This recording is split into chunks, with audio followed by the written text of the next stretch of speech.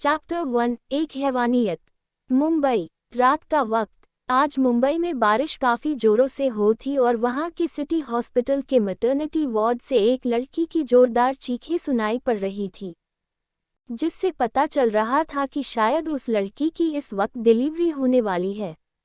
हालांकि वहाँ और भी औरतों की डिलीवरी हो रही थी, मगर सबसे ज़्यादा इस वक्त उस लड़की की चीखें पूरे मैटरनिटी वार्ड में गूंज रही थी। उस वक्त रात के करीब 11 बज रहे थे, इसलिए वहां ज्यादा कोई दिखाई नहीं दे रहा था। आधे घंटे तक लगातार चीखने के बाद आखिर में उस लड़की की आवाज़ धीमी पड़ गई और एक बच्चे के रोने की आवाज़ चारों तरफ गूंजने लगी और फिर कुछ ही देर में उस वार्ड का दरवाज़ा खुला। डॉक्टर ऑपरेशन थिएटर से बाहर निकले और वो अपने केबिन की तरफ बढ़ गए। केबिन में पहले से ही एक काले कपड़े में एक शख्स मौजूद था। उसका चेहरा काले कपड़े में ढका हुआ था, सिर्फ उसकी आंखें ही दिखाई दे रही थी। तभी उस शख्स ने डॉक्टर को देखते ही कहा, क्या हुआ है उसे?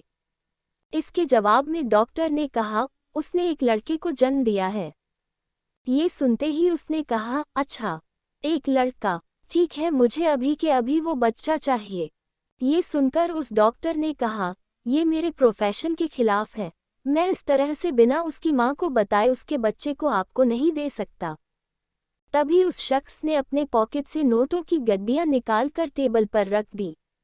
नोटों के बंडल को देख डॉक्टर की आंखों में पैसों की हवस आ गई। दूसरे ही पल उसने गड्डियां उठा ली और बोला, वो वार्ड में है, मगर बेहोश है। तुम अभी उसका बच्चा ले सकते हो। ये सुनते ही वो शख्स तुरंत वहां से बाहर निकल गया। वो उस वार्ड के अंदर पहुंचा। बेड पर एक लड़की जिसकी उम्र यही कोई 19 साल की लग रही थी, वो बिल्कुल अधमरी हालत में लेटी हुई थी। उसका चेहरा पीला पड़ा हुआ था और उसे एहसास भी नहीं था कि उसके बच्चे के साथ कुछ ही पलों में क्या होने वाला है। तभी वो शख्स अपनी आंखों में हैवानियत लिए उस बच्चे के छोटे से बेड के पास आया, जहां वो छोटे से टॉवल में लिपटा हुआ गहरी नींद में सो रहा था। उस बच्चे का छोटा सा चेहरा काफी मासूम था। उसको देखकर उसने शैतानी तरीके से कहा, मुझे तेरे पैदा होने पर अफसोस हो रहा है, क्योंकि अभी तुझे इस दुनिया में आए कुछ मिनट ही हुए हैं और तू कुछ ही पलों में फिर से इस दुनिया से जाने वाला है। हा हा हा हा हा। ये कह वो इंसान जोर जोर से हंसने लगा और कुछ ही पलों में उसने उस बच्चे को अपने गोद में उठा लिया। तभी वो कुछ पल के लिए सामने लेटी उस लड़की को देखने लगा। वो लड़की अभी भी बेहोशी की हालत में थी। वो शख्स उस लड़की को देखकर शैतानी तरीके से बोला, तेरी जिंदगी तो पहले से ही बर्बाद थी, लेकिन अब इस बच्चे के जाने के बाद पूरी तरह से तबाह हो जाएगी। इसी के साथ वो उस बच्चे को वहां से लेकर बाहर निकल गया। तो वही इधर दूसरी तरफ एक सुनसान सड़क पर कुछ काले कपड़ों में गार्ड्स मौजूद थे। उन सभी गार्ड्स के कपड़ों पर एक ही किस्म का लोगो बना हुआ था, जो बता रहा था कि वो गार्ड्स किसी बड़े और पावरफुल इंसान के लिए काम करते हैं। उन सब के साथ एक और आदमी मौजूद था, जिसके हाथ में बॉम्ब डिटेक्टिव मशीन थी और वो आसपास के झाड़ियों में बॉम्ब डिटेक्ट कर रहा था। तभी अचानक उस मशीन में अलर्ट अलार्म बजा और वो फौरन पीछे खड़े गार्ड्स की तरफ देखकर बोला, बॉम्ब को यहीं पर प्लांट किया गया है। ये सुनते ही उन गार्ड के बीच मौजूद एक इंसान उसकी तरफ बढ़ा और बोला, गुड जॉब, अब हमें बॉस को तुरंत इन्फॉर्म करना चाहिए। इतना कह उसने कॉल डायल किया। कुछ देर रिंग होने के बाद उधर से कॉल पिक हो गया और असिस्टेंट ने कहा, बॉस, हमें बॉम्ब की लोकेशन मिल गई है। उधर से एक बेहद ठंडी और गहरी आवाज आई, I am coming right now. इसी के साथ कॉल कट हो गया और असिस्टेंट ने उस एरिया को देखकर कहा, बॉस के इतने दोस्त नहीं हैं जितने उनके दुश्मन हैं। चारों तरफ लोग उनके जान के पीछे पड़े रहते हैं। अगर हमें पहले से इसके बारे में इंफॉर्मेशन ना मिली होती तो शायद कल जब बॉस इस रास्ते से गुजरते तो यहाँ बॉम्ब ब्लास्ट हो जाता। लेकिन बॉस भी बहुत शातिर है, इसीलिए तो वो पूरी दुनिया पर राज करते हैं, द रुद्रांश अग्निवंशी के नाम से। इधर दूसरी तरफ वो शख्स जो उस नवजात बच्चे को लेकर गायब हुआ था, वो उस हॉस्पिटल से लगभग 40 कदम की दूरी पर मौजूद एक छोटे से घर के अंदर आया। उस घर में आते ही उसकी नज़र सोफे पर चली गई, जहां पर एक आदमी बैठा हुआ था। उस आदमी ने काफी महंगा सूट पहन रखा था। तभी उस आदमी की नज़र बच्चे पर चली गई और बच्चे को देख उस आदमी के चेहरे पर एक अलग ही चमक आ गई। वो तुरंत अपनी जगह से उठा और बोला, वाह शेरा वाह, तुमने वाकई बहुत अच्छा काम किया है। मैं बता नहीं सकता, तुमने आज मेरा दिल खुश कर दिया है। ये बच्चा अब हमारे सामने है और अब इसके साथ जो होगा वो। शेरा अंदर आते हुए बोला, क्या तुम सच में इस बच्चे को मारने वाले हो? क्योंकि अभी अभी ये पैदा हुआ है। और लेकिन तभी उस आदमी ने गुस्से के साथ शेरा के हाथ से उस बच्चे को बहुत ही बेरहम तरीके से ले लिया और बोला, तुमसे मैंने जितना काम कहा है तुम सिर्फ उतना ही करो। इन सब के बदले मैंने तुम्हें पैसे दिए हैं, इसलिए मुझे ज्ञान मत दो। ये सुनकर शेरा गुस्से से उसे देखने लगा और फिर बोला, बच्चा लाने तक का मेरा काम था। इसके बाद तुम जो कर रहे हो खुद कर रहे हो, मुझ पर कोई इल्जाम नहीं आना चाहिए। इसके जवाब में वो आदमी शैतानी तरीके से उस बच्चे को देखकर बोला, तुम फिक्र मत करो, एक बार इस बच्चे की सांसें मैंने छीन ली, उसके बाद सारा किस्सा यही खत्म हो जाएगा। ये कहते हुए वो इंसान जोर जोर से हंसने लगा। तभी अचानक से उस बेबी के रोने की आवाज़ शुरू हो गई। वो बेबी जोर जोर से रोने लगा। उस आदमी ने उसे देख हंसते हुए कहा, क्या हुआ मेरे बच्चे? क्यों रो रहा है तू? क्या तुझे दूध पीना है? तुझे भूख लगी है? चल मैं अपने बच्चे को दूध पिलाता हूँ। ये कहते हुए उसने शराब की बोतल को लिया और शराब की बोतल को उस बच्चे के मुंह की तरफ ले जाने लगा। ये देखते ही शेरा ने गुस्से के साथ कहा, क्या तुम पागल हो गए हो? तुम उस बच्चे को शराब पिलाने जा रहे हो? अगर उसे कुछ हो गया तो?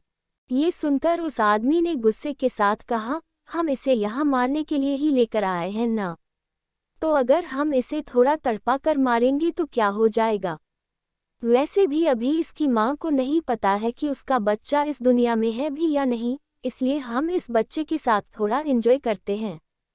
ये कहते हुए वो इंसान बहुत ही बेरहमी से उस नवजात बच्चे के मुंह में शराब की बोतल लगाने लगा, लेकिन वो बच्चा बहुत ही बुरी तरीके से इधर से उधर अपना छोटा सा सिर घुमाते हुए छटपटाते हुए रोने लगा।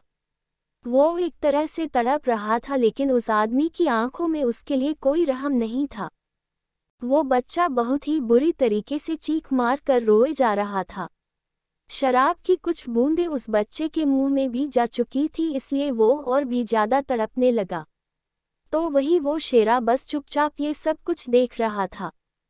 तभी उस बच्चे के रोने की आवाज़ को सुनकर वो आदमी गुस्से के साथ बोला, बस बहुत हो गया तेरा नखरा, अभी तुझे आए इस दुनिया में कुछ ही वक्त हुआ है और तू इस तरह से रो रहा है। आज मैं तेरा रोना हमेशा हमेशा के लिए बंद कर देता हूँ। ये कहते हुए उसने उस बच्चे को वही सोफे पर लगभग पटक दिया। वो बच्चा और भी ज्यादा चीख मार कर रोने लगा। इस वक्त कोई भी उसे देखता तो उसकी आंखों से आंसू निकल आता। वो अपनी माँ के लिए बुरी तरह तड़प रहा था, लेकिन उस आदमी ने उस पर कोई इंसानियत नहीं दिखाई। उसने अब उसकी छोटी सी गर्दन को पकड़ लिया। उस बच्चे की छोटी सी गर्दन उस बड़े से आदमी के एक हाथ के बराबर भी नहीं थी, और अब वो बहुत बुरी तरीके से अपने नन्हे नन्हे हाथ और पैरों को पटक रहा था, लेकिन वो आदमी बेरहमी से उसके गर्दन को दबाते हुए बोला, तेरी तो कोई गलती भी नहीं थी, तू तो बेवजह ही मारा जा रहा है, लेकिन तेरी एक गलती जरूर थी जो तू उस लड़की की कोख से जन्मा। अगर तू उस लड़की का बेटा बनकर नहीं पैदा हुआ होता तो शायद आज तू इस दुनिया में जिंदा रहता। लेकिन जब तक तू जिंदा है तब तक मैं ऐश की जिंदगी नहीं जी पाऊंगा, इसलिए तुझे तो आज मरना ही होगा, तब जाकर मैं उन सब पर राज कर पाऊंगा। ये कहते हुए वो इंसान जोर जोर से शैतान की तरह हंसने लगा। तभी शेरा ने कहा, मैं तुमसे फिर से कह रहा हूँ अभी भी रुक जाओ, अगर ये सच में मर गया तो। उस आदमी ने हंसते हुए कहा, तू क्यों इतना फिक्रमंद हो रहा है? तू उस औरत का पति है, मगर इस बच्चे का बाप नहीं और ना ही ये तेरा खून है। ये सुनकर शेरा फिर चुप हो गया और वही उस आदमी ने बुरे तरीके से उस नवजात मासूम से बच्चे की गर्दन को मसल दिया। कुछ ही वक्त में उस बच्चे की रोने की आवाज़ धीमी पड़ने लगी और एक पल के बाद वहां सन्नाटा छा गया। उस आदमी ने उस बच्चे को अब अपने नशीली आंखों से ध्यान से देखा। वो बच्चा अब कोई भी हरकत नहीं कर रहा था, जिसे देखकर वो आदमी हंसते हुए बोला, मर गया ये साला बच्चा। अब जाकर मैं चैन की सांस ले पाऊंगा, अब मैं खुलकर जी पाऊंगा। मार दिया मैंने इस बच्चे को, अब सब पर मेरा राज होगा। ये कहते हुए वो किसी पागलों की तरह जोर जोर से हंसने लगा। तो वही शेरा ने भी कहा, अब जल्दी से मुझे भी मेरा पैसा दे जिससे कि मैं यहाँ से जा सकूं, मुझे ऐसे लफड़े में नहीं फंसना। ये सुन उस आदमी ने गुस्से के साथ कहा, अभी नहीं, तुम अभी नहीं जा सकते। पहले तुम्हें इस बच्चे को कहीं ठिकाने लगाना होगा, तभी मैं तुम्हें यहाँ से जाने दूंगा। ये सुनकर शेरा गुस्से से बोला, तुमने मुझे इस बच्चे को लाने के लिए कहा था, मैंने लाकर दे दिया, अब मैं इसे कहाँ ठिकाने लगाने जाऊं। उस आदमी ने कहा, यहाँ आसपास मैंने एक कूड़ेदान का बहुत बड़ा सा मलबा देखा था, तो वहीं पर जाकर इसे कहीं फेंक दे। उस मलबे में जंगली कुत्ते आते रहते हैं जो इसके मांस को नोच कर खा जाएंगे और किसी को कुछ पता भी नहीं चलेगा। वैसे भी अब ये मर चुका है। उसकी ये बात सुनकर फिर शेरा ने अपना सिर हिला दिया।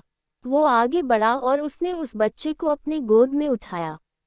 एक सेकंड के लिए वो बच्चे को देखने लगा, लेकिन उसने फिर उस पर से अपनी नज़र में फेर ली और उसे लेकर वहां से चला गया।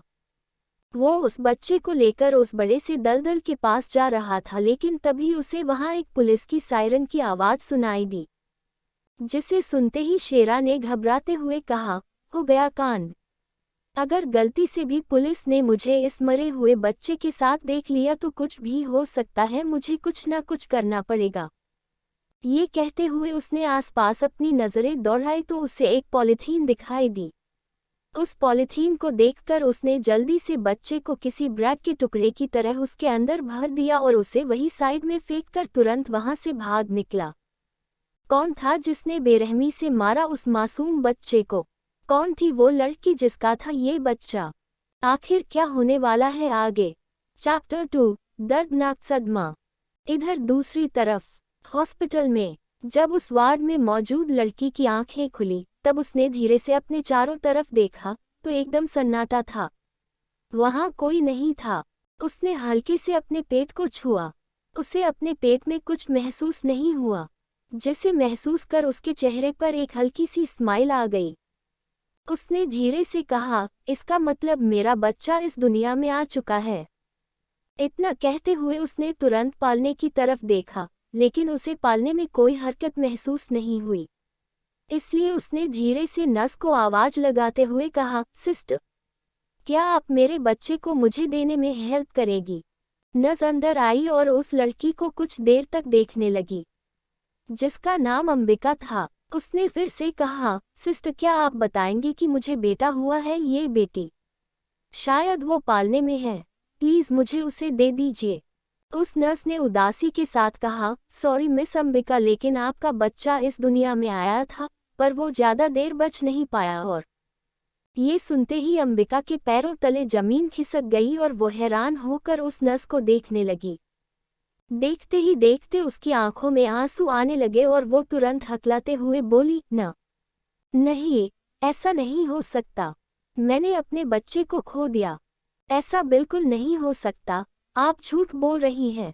मेरा बच्चा कहाँ है? उसे मुझे ला कर दीजिए, मैं उसे अपनी गोद में लूंगी तो वो जरूर मुझसे बातें करेगा, वो जरूर मुझे देखकर हंसेगा। जब वो मेरे पेट में था तो वो कभी कभी मुझे ऐसे ही बिना कोई हरकत करके परेशान किया करता था, मगर उसने मुझसे प्रॉमिस भी किया था कि हम दोनों एक साथ रहेंगे और वो आगे चलकर मेरा ख्याल रखेगा।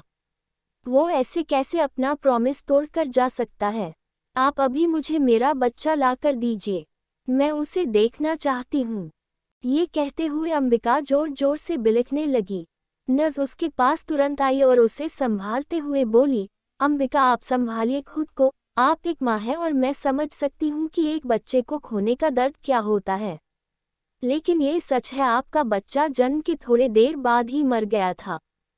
तभी अंबिका गुस्से से चिल्लाते हुए बोली, नहीं, ये झूठ है, मेरा बच्चा जिंदा है, वो जिंदा है, आप उसे अभी के अभी मेरे पास लेकर आइए।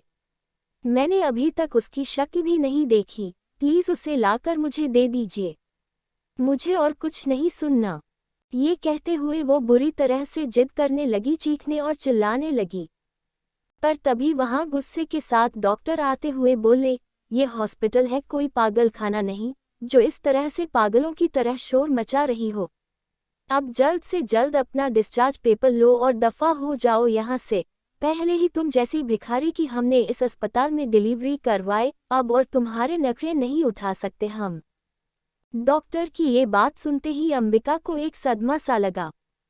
तभी नर्स ने अंबिका से धीरे से कहा, अब तुमने सुन लिया ना, तुम अब यहाँ से जाओ। ये सुनकर अंबिका धड़ाम से बेड पर जा गिरी और उसकी आंखें अपने आप बंद हो गई।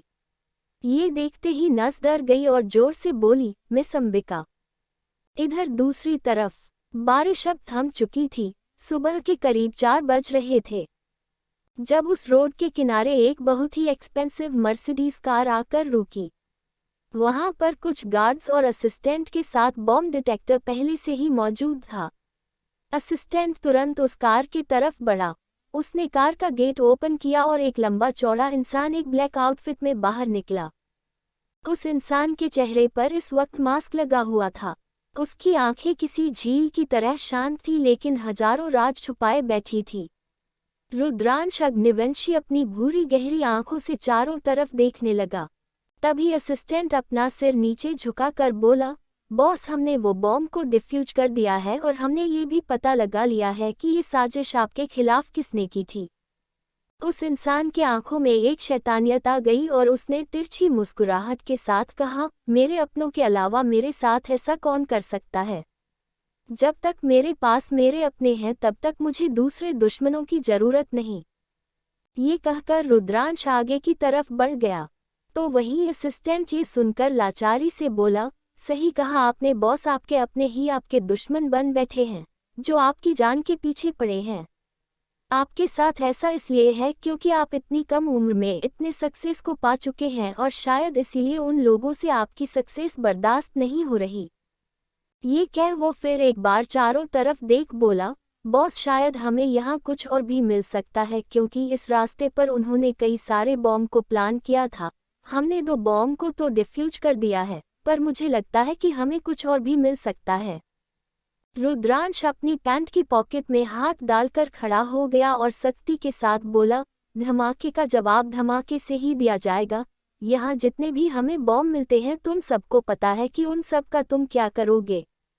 इसके जवाब में सभी गार्ड्स और असिस्टेंट ने अपना सिर हिला दिया और फिर सभी वापस से चारों तरफ कुछ ढूंढने लगा। इधर रुद्रांश अभी भी खामोशी के साथ खड़ा था। उसके चेहरे पर मास्क था, लेकिन उसकी आंखें बहुत डरावनी दिखाई दे रही थी।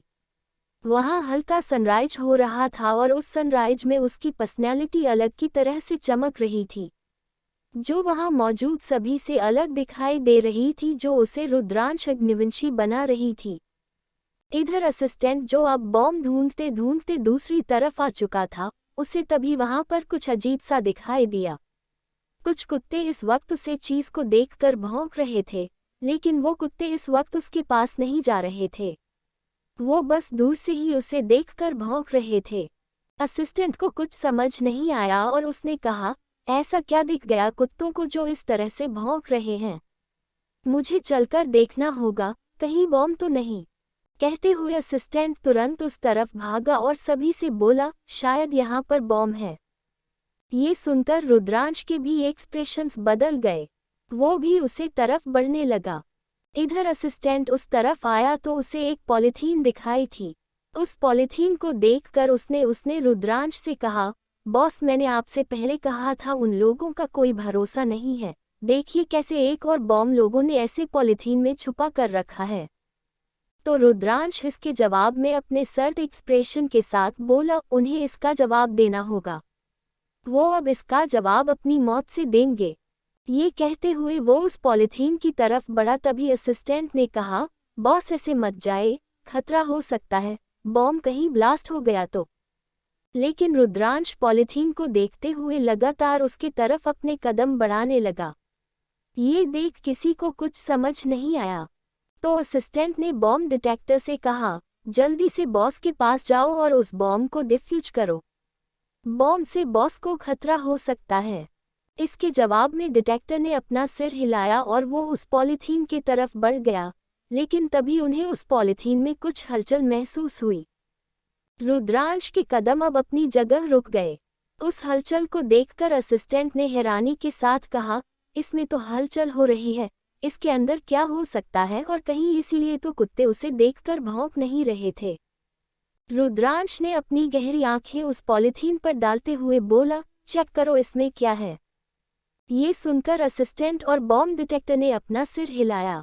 असिस्टेंट सीधे उस पॉलीथीन की तरफ बढ़ा और उसने उस पॉलीथीन को धीरे से खोलना शुरू किया। जैसे ही उसने पॉलीथीन को खोला, उसे अचानक से एक बेहद नन्हा सा पैर उस पॉलीथीन से बाहर निकलते हुए दिखाई दिया, जिसे देखकर एक पल के लिए वो बॉम्ब डिटेक्टर और असिस्टेंट दोनों ही घबरा गए। दोनों ही उससे दूर हो गए और असिस्टेंट ने घबराते हुए कहा, बॉस, इसमें शायद किसी ने अपना बच्चा फेंक दिया है। ये सुनते ही अब रुद्रांश के एक्सप्रेशन बदल गए। उसने बेहद गुस्से के साथ कहा, जब उन्हें बच्चा संभालना नहीं होता तो वो बच्चे पैदा ही क्यों करते हैं? अगर उन्हें इसी तरह अपने बच्चों को फेंकना होता है तो उन्हें इसे पैदा ही नहीं करना चाहिए। चलो यहाँ से, हमें इन सब से कोई लेना देना नहीं है। ये कहकर रुद्रांश आगे की तरफ बढ़ गया, तो वहीं असिस्टेंट और बाकी सभी अपना सिर हिलाकर रुद्राक्ष के पीछे पीछे जाने लगे।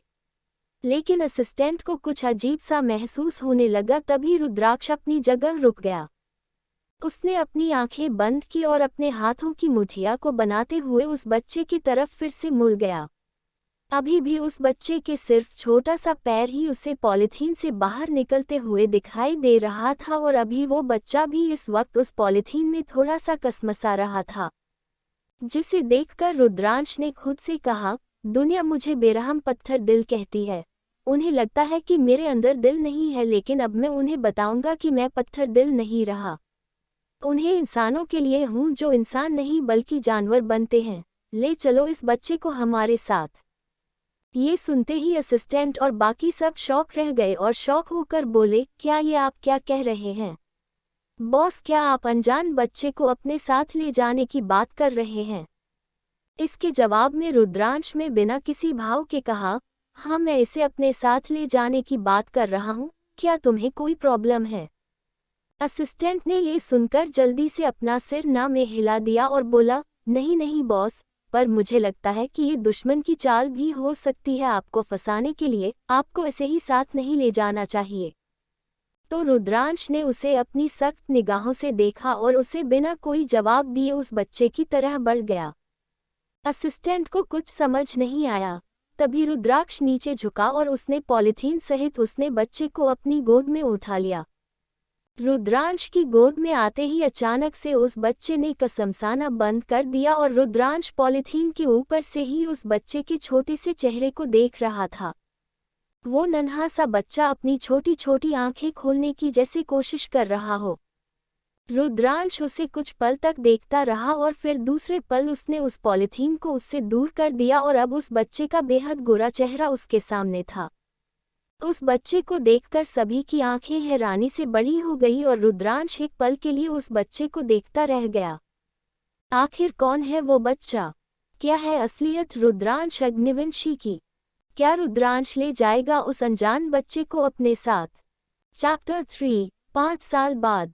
अब आगे। असिस्टेंट ने घबराते हुए कहा, इस बच्चे की तो हालत बहुत बुरी है। आखिर इतनी हैवानियत किसने की होगी? रुद्रांश अपने हाथ की मुट्ठी कसते हुए बोला, प्राइवेट विला में जल्द से जल्द एक डॉक्टर की टीम भिजवाओ। ये कहते हुए वो बच्चे को लेकर वहां से निकल गया। इधर असिस्टेंट और बाकी सब भी दूसरी कार से निकल गए। हॉस्पिटल में अंबिका बेड पर चुपचाप बैठी हुई थी। उसे देखकर ऐसा लग रहा था जैसे कि उसके शरीर में जान ही ना बची हो। वहां पर नर्स आते हुए बोली, अंबिका, तुम्हारे डिस्चार्ज का वक्त हो गया है, अब तुम यहाँ से जा सकती हैं। नर्स की आवाज सुनकर अंबिका ने अपना सिर हिला दिया। नर्स ये कहकर वहां से चली गई। अंबिका बाहर की तरफ जाने लगी, लेकिन अभी वो बाहर पहुंची ही थी कि उसे एक जानी पहचानी आवाज सुनाई दी, जिसे सुनते ही अंबिका के कदम रुक गए और उसकी आंखें एकदम से बड़ी हो गई। डॉक्टर शेरा के सामने खड़े थे और वो शेरा से बोले, तुमने पहले क्यों नहीं बताया कि तुम्हें वो चाहिए, वरना हम उसे डिस्चार्ज देते ही नहीं। ये सुनकर शेरा ने गुस्से के साथ कहा, मुझे खुद भी अभी अभी बॉस का फ़ोन आया है। उन्होंने कहा कि अब हमें उस लड़की का भी ठिकाना लगाना है, पर तुमने ये ठीक नहीं किया, अब बॉस इसके लिए तुम्हें छोड़ेंगे नहीं। ये सुनकर डॉक्टर डर गया, तो शेरा गुस्से के साथ बोला, एक बार तुम मिल जाओ, तुमको मैं ठिकाने लगा दूं, उसके बाद मैं पूरी तरह से तुमसे और इस बेमतलब की शादी से आज़ाद हो जाऊंगा।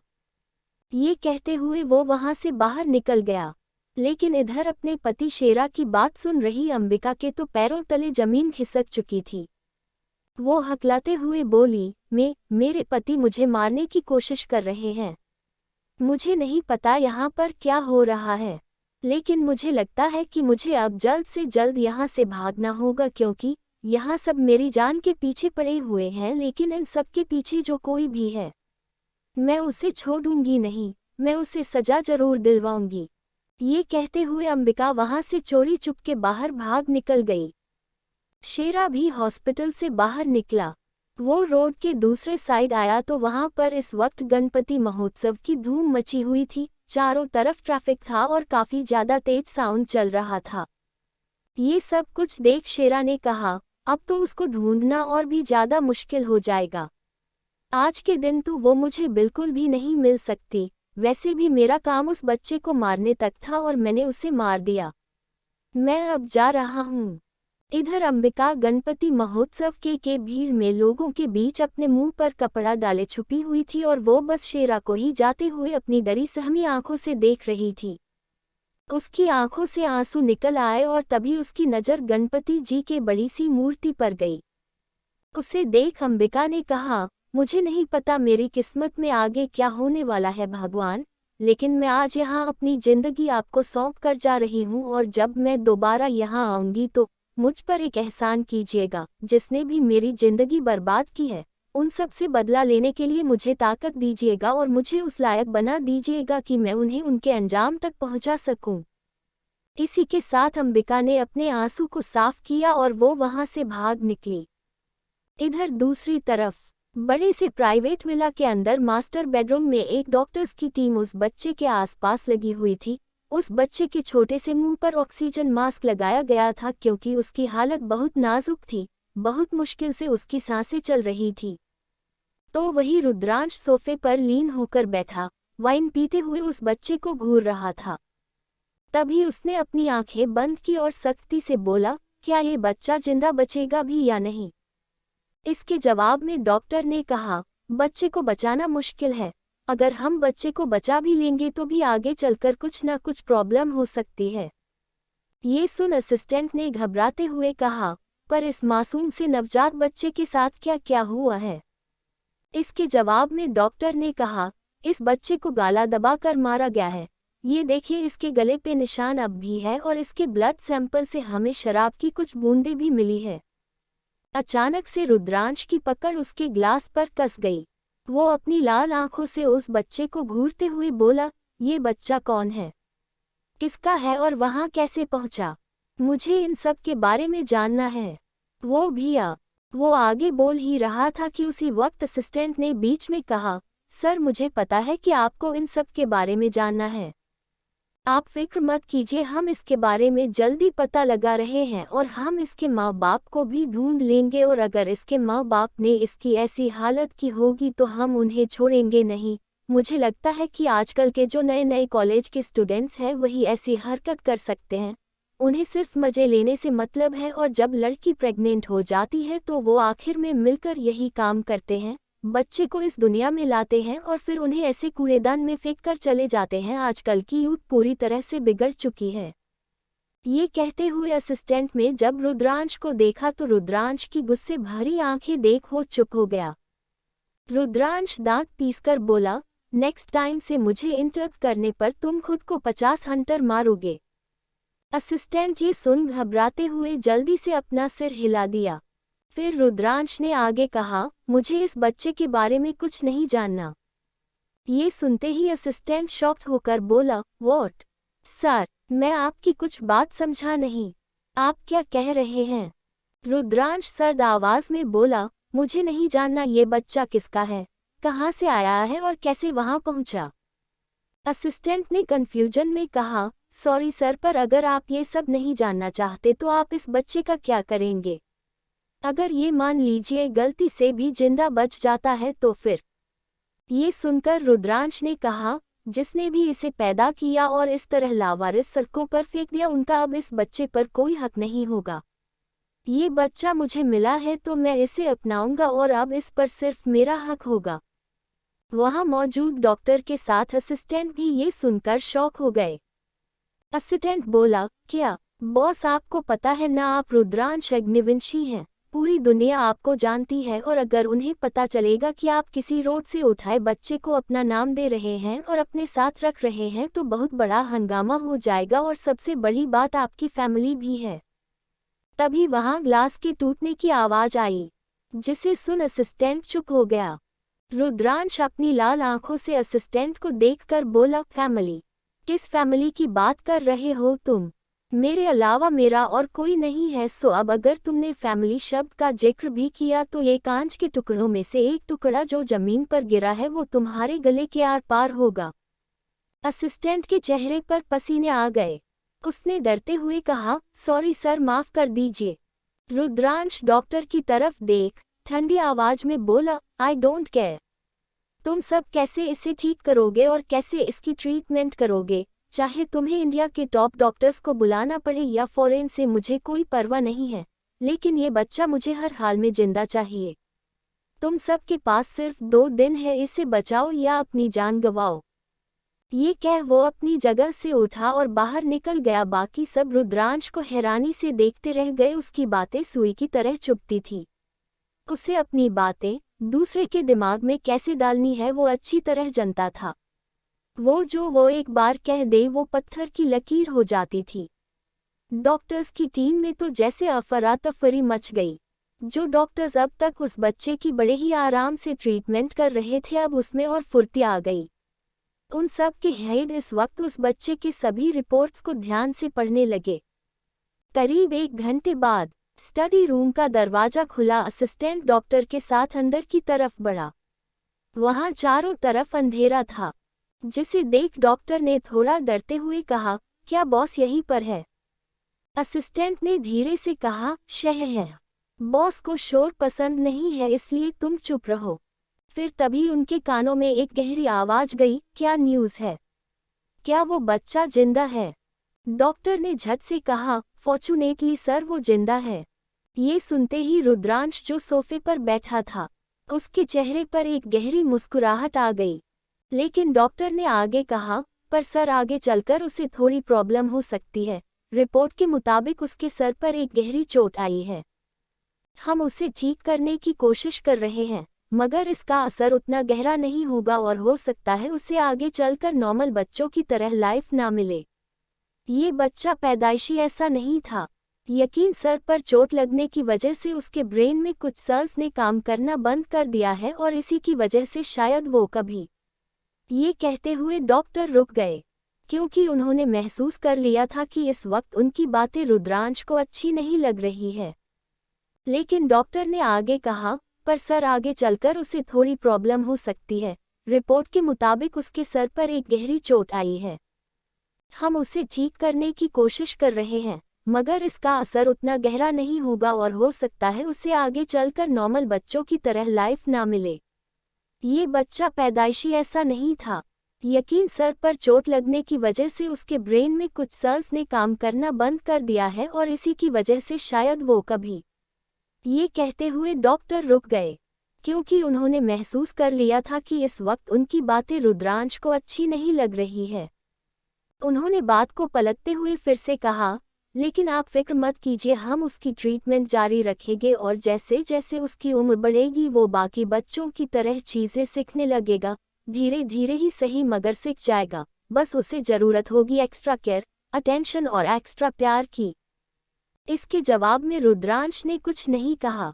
असिस्टेंट फिर डॉक्टर को बाहर ले जाते हुए रुद्रांश से बोला, बॉस अगर आपने फैसला ले लिया है तो हम उस बच्चे के बारे में पता नहीं लगाएंगे और अब उस बच्चे की देखरेख डॉक्टर की टीम करेगी। इसका भी जवाब रुद्रांश ने कुछ नहीं दिया और असिस्टेंट डॉक्टर के साथ बाहर निकल गया। उनके जाने के बाद रुद्रांश अपना सिर सोफे से टिकाया और डेविल स्माइल के साथ बोला, now the game has started underscore. इसी के साथ उसकी शैतानी हंसी चारों तरफ गूंज उठी। हा हा हा हा हा हा हा। 5 साल बाद किस गेम की बात कर गया रुद्रांश? आखिर क्या होने वाला है 5 सालों बाद? Chapter 4 pregnant. 5 साल बाद यूएस। सुबह का वक्त। एक्स्ट्रॉर्डनरी चिल्ड्रन स्कूल गार्डन में कुछ विकलांग बच्चे बैठे ड्राइंग बना रहे थे और वही एक लड़की जिसकी उम्र तकरीबन 23 साल थी वो बच्चों को बहुत ही प्यार से हैंडल करते हुए उन्हें ड्राइंग बनाना सिखा रही थी। तभी अचानक से एक बच्चा अपनी ड्राइंग बुक को गुस्से के साथ फाड़ने लगा। ये देखकर वो लड़की जल्दबाजी में उस बच्चे के पास आई और उसे संभालते हुए बोली, come down baby, what happened? आप इस तरह गुस्से में इसे क्यों फाड़ रहे हैं? वो बच्चा बोला, क्योंकि ये मुझसे नहीं बन रहा है, इसलिए मैं इसे फाड़ डालूंगा। ये कहकर वो फिर से उसे फाड़ने लगा। तो उस लड़की ने तुरंत उसे प्यार से समझाया, अगर आप ड्राइंग नहीं बना पा रहे हैं तो आपको कोशिश करनी चाहिए, क्योंकि हम जितना कोशिश करेंगे हमें उतना ही अच्छे से सब कुछ आएगा। आप कोशिश करोगे तो आपको आने लगेगा, जैसे आप डेली चलने की प्रैक्टिस करते हो उसी तरह ड्राइंग की भी डेली प्रैक्टिस करो, ओके? उस लड़की के समझाने से फिर वो बच्चा शांत हो गया और वापस से ड्राइंग बनाने लगा। ये देख वो लड़की मुस्कुराई, लेकिन पीछे से एक आवाज आई, अंबिका बेटा, तुम बहुत ही अच्छे से इन बच्चों को संभाल लेती हो, वरना ये बच्चे जिस तरह से एबनॉर्मल बिहेव करते हैं। कितने सारे टीचर्स तो सिर्फ एक ही हफ्ते में इस स्कूल को छोड़कर चले गए, लेकिन इकलौती तुम ही हो जो अभी भी यहाँ पर हो। ये सुन अंबिका मुस्कुराते हुए बोली, है टीचर, इन बच्चों से मुझे एक अलग ही अटैचमेंट महसूस होता है, इसलिए जब मैं इन्हें तकलीफ में देखती हूँ तो मुझे लगता है कि मैं कुछ ऐसा करूँ जिससे इन्हें राहत मिले। ये सुनकर हेड टीचर मुस्कुराए और बोली, मुझे खुशी है कि तुम जैसी टीचर हमारे स्कूल में है। अंबिका अभी कुछ जवाब दे पाती, उससे पहले पीछे से आवाज आई, लेकिन सिर्फ 2 दिनों तक ही, क्योंकि फिर मिस अंबिका मैडम का प्रमोशन होने वाला है और वो यहाँ से जा रही हैं। उस आवाज को सुनते ही हेड टीचर और अंबिका दोनों ही गेट की तरफ देखने लगे, जहां एक लड़की मुस्कुराते हुए उसकी तरफ आ रही थी। उसे देख अंबिका ने कहा, खुशी, तुम क्या कह रही हो? खुशी उसके पास आई और उसे गले लगाते हुए बोली, कंग्रेचुलेशंस। ये सुनकर हेड टीचर ने कहा, किस बात की कंग्रेचुलेशन दी जा रही है? अंबिका को भी कुछ समझ नहीं आया। उसने भी ना समझी में कहा, हाँ, कैसी कंग्रेचुलेशंस? इसके जवाब में खुशी ने कहा, क्या तुम भूल गई तुमने कितनी सारी कंट्रीज में जॉब के लिए अप्लाई किया था, जहां तुम्हें अच्छी अपॉर्चुनिटी मिल पाए, जिसमें से एक इंडिया भी था, और इंडिया में तुम्हारी क्वालिफिकेशन को देखकर एक कंपनी ने तुम्हें हायर किया है और अब तुम 2 दिन बाद इंडिया जा रही हो। मैंने तुम्हारे लिए ऑलरेडी टिकट्स भी बुक करवा लिया है। ये सुनते ही अंबिका हैरान रह गई। उसने दूसरे पल खुशी को हग कर लिया और बोली, ओह माय गॉड, मुझे तो यकीन नहीं हो रहा है, क्या वाकई मुझे जॉब के लिए बुलाया गया है? खुशी ने भी उसे कसकर हग करते हुए कहा, हाँ, और मेरे पास सुबह ही इसके बारे में कॉल आया था, इसलिए मैं डायरेक्ट तुम्हें सामने से न्यूज़ देने के लिए चली आई। अंबिका ने मुस्कुराते हुए कहा, थैंक यू सो मच खुशी, तुमने वाकई मेरी बहुत हेल्प की है। मैं बता नहीं सकती कि मैं ऐसी अपॉर्चुनिटीज़ के लिए कितनी ज़्यादा परेशान थी, बट थैंक्स टू यू। तभी हेड टीचर ने कहा, इसका मतलब तुम अब हमें छोड़कर चली जाओगी? ये सुनते ही अंबिका के चेहरे की मुस्कुराहट गायब हो गई। वो टीचर की तरफ मुड़ी और बोली, एक्चुअली मैं एक बढ़िया अपॉर्चुनिटी की तलाश में थी।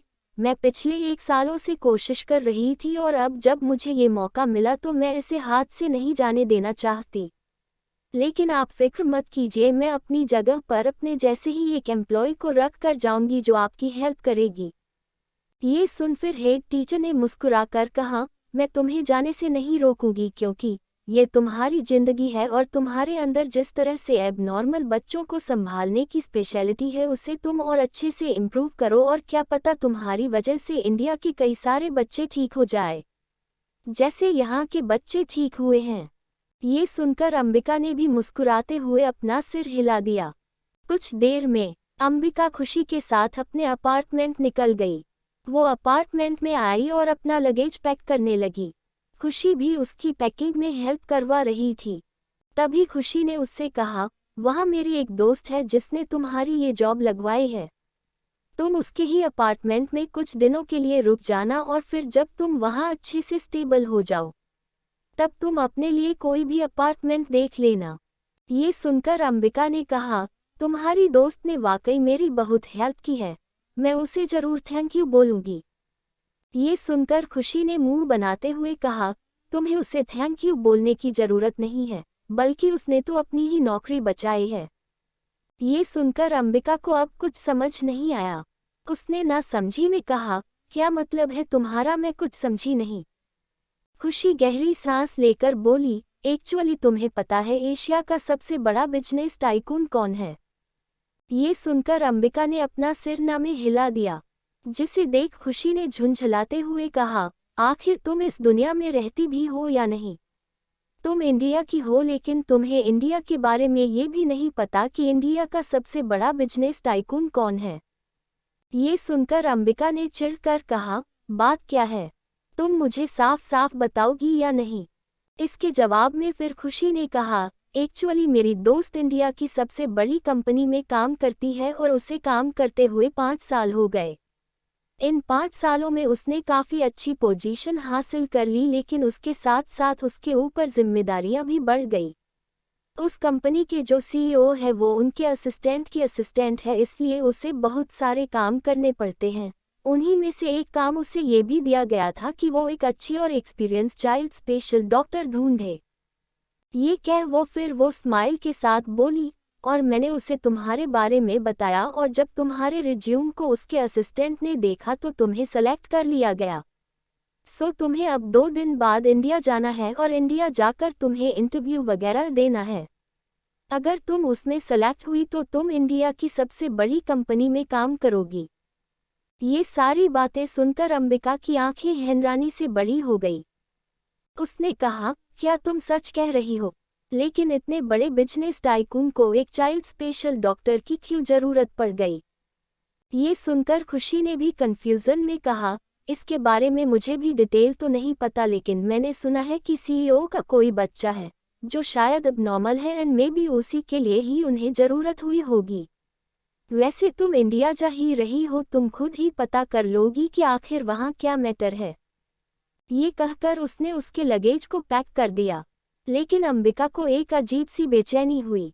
उसने मन में कहा, वो दुनिया का इतना बड़ा बिजनेस टाइकून है लेकिन उसका बेटा अबनॉर्मल है। भगवान भी कैसे कैसे खेल दिखाता है। इतना पैसा होने के बावजूद भी वो अपने बेटे को ठीक नहीं कर पा रहा है। पता नहीं मैं उसे ठीक कर पाऊंगी या नहीं, लेकिन मैं अपनी पूरी कोशिश करूंगी, बस एक बार मुझे पूरी तरह से सेलेक्ट कर लिया जाए। इसी तरह 2 दिन बीत गए। फिर शाम के वक्त खुशी अंबिका को छोड़ने के लिए एयरपोर्ट पर आई। अंबिका ने एक रेड कलर की ड्रेस पहन रखी थी। उसके लंबे काले बाल थे, गोरा रंग और छोटा सा खूबसूरत चेहरा था। वो काफी ज्यादा खूबसूरत नजर आ रही थी। आंखों पर उसने गॉगल्स लगाए हुए थे।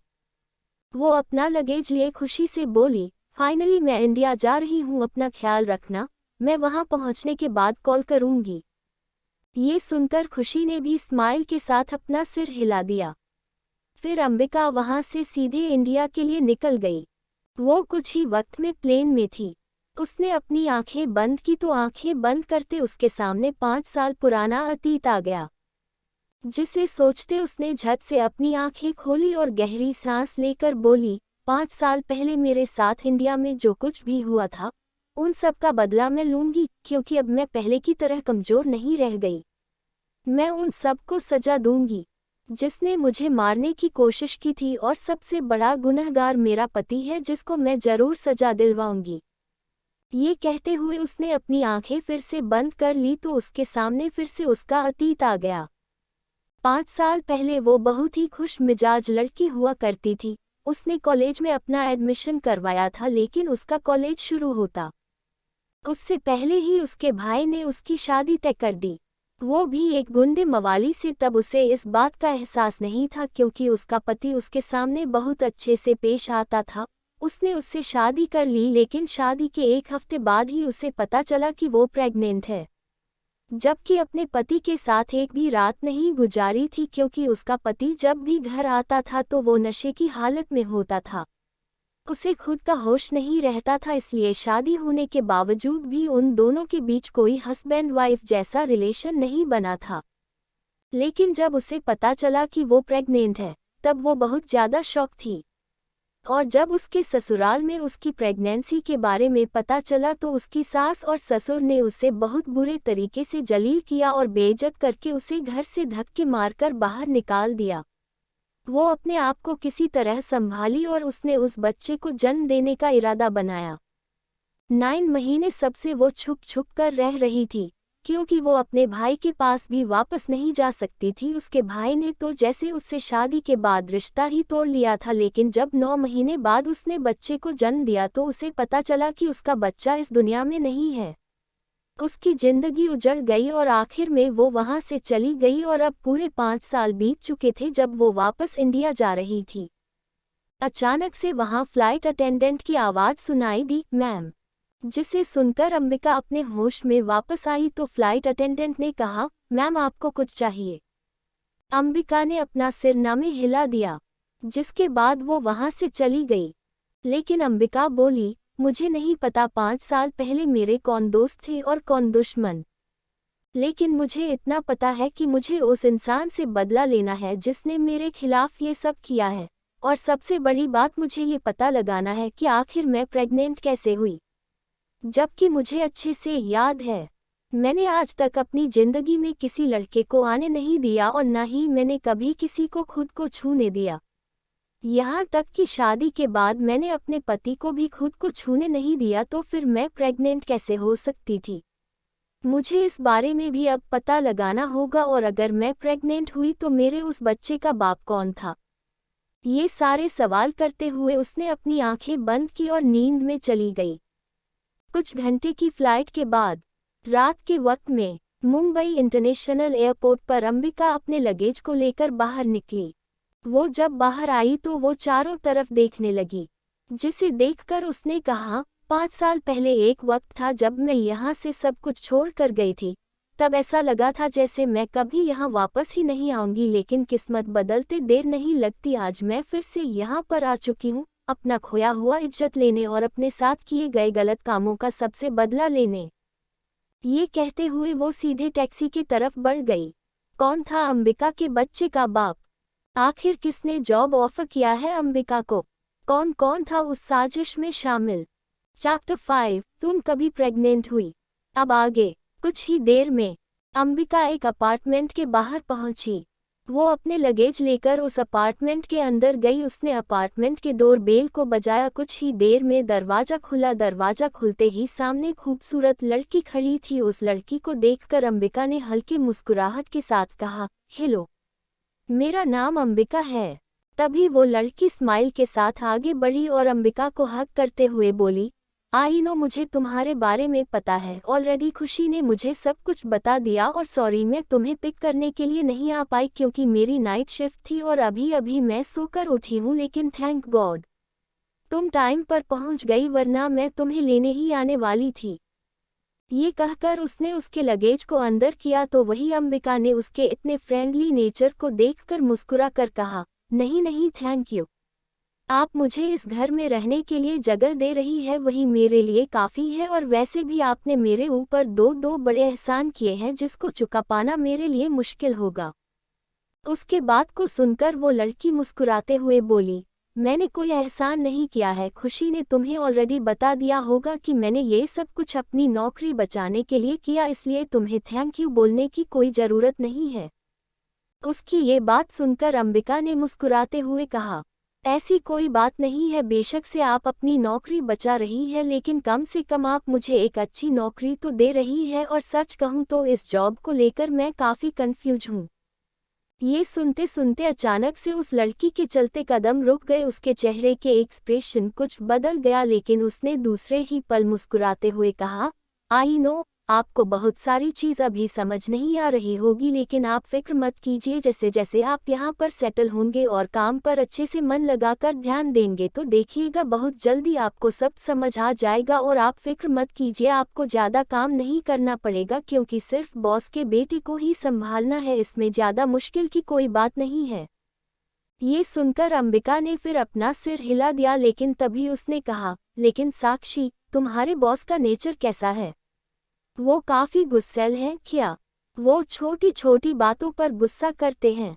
उसकी ये बात सुनकर साक्षी ने मुस्कुराकर कहा, एक्चुअली बात तो तुमने बिल्कुल ठीक कही, मेरे बॉस बहुत ज्यादा गुस्सैल है। वो छोटी भी गलती को टॉलरेट नहीं करते, लेकिन जो काम अच्छे से करते हैं वो बॉस के फेवरेट एम्प्लॉय बन जाते हैं। जैसे कि एक वक्त में मैं उनकी फेवरेट एम्प्लॉय थी, लेकिन कुछ वक्त में मैंने कुछ काम ही ऐसे कर दिया जिसकी वजह से अब बॉस के असिस्टेंट हमेशा मुझसे जुड़े रहते हैं और मुझे कोई ना कोई टास्क देते रहते हैं। इसलिए तो उन्होंने सबसे बड़ा टास्क मुझे यही दे दिया कि मैं उनके बेटे के लिए एक चाइल्ड स्पेशल डॉक्टर ढूंढ के लेकर आऊं। बट थैंक गॉड तुम मुझे मिल गई, मैं तुम्हें जितना थैंक्स कहूँ उतना कम है।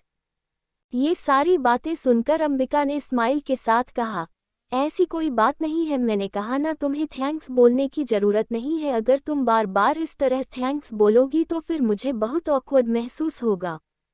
ये सुनकर फिर साक्षी मुस्कुरा दी और बोली, मैं तुम्हारा रूम ऑलरेडी सेटअप कर दिया है, तुम जाओ, जाकर फ्रेश हो जाओ क्योंकि आज दोपहर को ही तुम्हें इंटरव्यू के लिए जाना है। Best of luck.